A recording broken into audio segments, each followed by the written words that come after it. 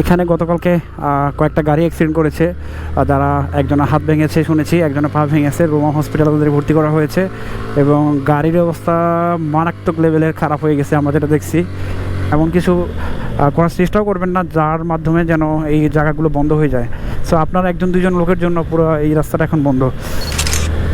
বর্ষাকাল হলে এই যে ডান পাশে যে ঝিরিপথটা আছে, এখানে একটা সুন্দর ঝর্ণা আছে ছোট, যেটা থেকে অনেক পানি আসে। আর এখান থেকে হচ্ছে আমরা এখন কেকোডাঙ্গে সেই সুনসাংপাড়ার আফিল যে রাস্তাটা আপনারা দেখেছিলেন, সেটা আমরা এখন পাড়ি দিব। সো আমি এখন আমার সাথে কোনো প্লেয়ার নেই, বাট অলমোস্ট 2টা ব্যাগ আছে, ভালোই মোটামুটি ওয়েট আছে। তারপরেও আমরা আশা করি ইজিলি উঠে যেতে পারবো, কারণ আমি এই রোডে প্লেয়ার শো উঠেছি, এই রোডে আমি ডাবল উঠেছি, কখনো এই ধরনের প্যারা আমি খাইনি। তো এক গিয়ারই দিতে হলো, এক গিয়ারে তো নর্মালি উঠে যাবে স্বাভাবিক। এখন পর্যন্ত ওইরকম কোনো প্যারা হয় নাই আমার গাড়ি নিয়ে। বাট আজকে নুনতাসি পাড়া থেকে একটা ছোটো প্যারা খাইছি, যেটা হচ্ছে আমার গাড়ি যে কখন 3 গিয়ার হয়ে গেলো আমি খেয়ালই করিনি। 3 গিয়ার দিয়ে আমি ছোটো মারতেছি, গাড়ি বন্ধ হয়ে যাচ্ছে। সো ভেবেছি হয়তো গাড়ির ক্লাস প্লেট চলে গিয়েছে, পরবর্তীতে একটু দুশ্চিন্তা ছিলাম। বাট পরে যখন প্রায় 1/2 কিলোমিটার পথ সে আফিলে আমরা ঠেলে নিয়ে এসেছি, মাঝপথে এসে দেখি যে আমার গাড়ির 3টা গিয়ার দেওয়া। সো আমি তো জায়গায় ব্রেক হয়ে গেলাম। ওই যে রাস্তা, মাই গড, আমাদেরকে ওখানে উঠতে হবে। মানে পুরো রাস্তাটা একবারে পাহাড়ের ফাঁকে ফাঁকে দিয়ে চলে গেছে।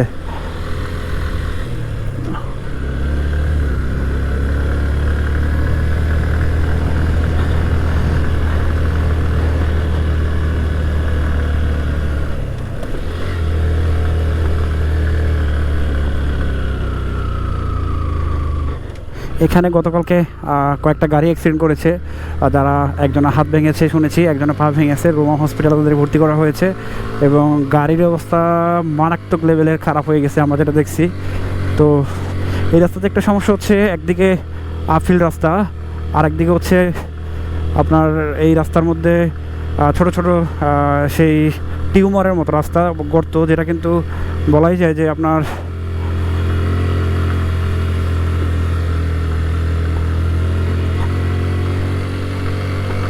মাই গড, কি রাস্তা!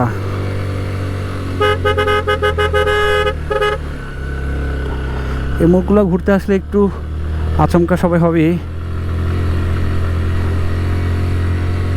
ওহো, পিছনে তাকাইলে ভাই শুধুমাত্র প্রকৃতি আর প্রকৃতি, আর পাহাড় ইতিমধ্যে সবুজ হয়ে গেছে, যার কারণে আরও ভালো লাগে। আর এই আফিল রাস্তা পাড়ি দিয়ে আমরা এখন চলে এসেছি কাটা পাহাড়, যেটা কিন্তু ভালোই ডেঞ্জারাস, এবং এখানে এসে অনেকে ছবি তুলে ভিডিও করে।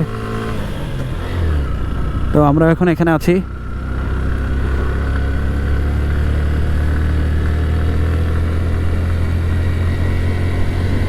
এই ভাই এরা সামনে যেতে ভয় পাচ্ছে।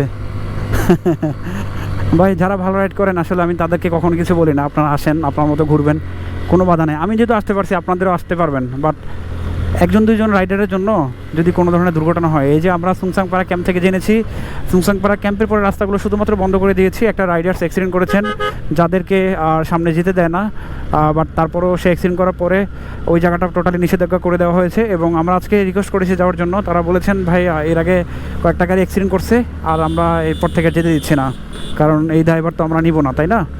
তো ওই জায়গা থেকে ভাই আপনাদেরকে সবসময় একটা মেসেজ করার ট্রাই করি যে রাস্তাতে এমন কিছু করবেন না, এমন কিছু করার চেষ্টাও করবেন না যার মাধ্যমে যেন এই জায়গাগুলো বন্ধ হয়ে যায়। সো আপনার একজন দুজন লোকের জন্য পুরো এই রাস্তাটা এখন বন্ধ, এই আর কি। সো পাসিংপাড়া অলমোস্ট চলে এসেছি আমরা। পাসিংপাড়ার একটা ছোটো ভাই ছিল, ওর সাথে অনেক দিনই দেখা হয় না, চেয়েছিলাম দেখা করব। গতকালকে সন্ধ্যা একটা কাজে এসেছিলাম, বাট ওকে আমি এসে পাইনি এখানে। আর সামনে সম্ভবত 1/2 কিলোমিটার গেলেই পাসিংপাড়া। আর পাসিংপাড়া হচ্ছে মূলত পাহাড়ি জনগোষ্ঠীর মধ্যে সবথেকে উঁচু পাহাড়ি গ্রাম।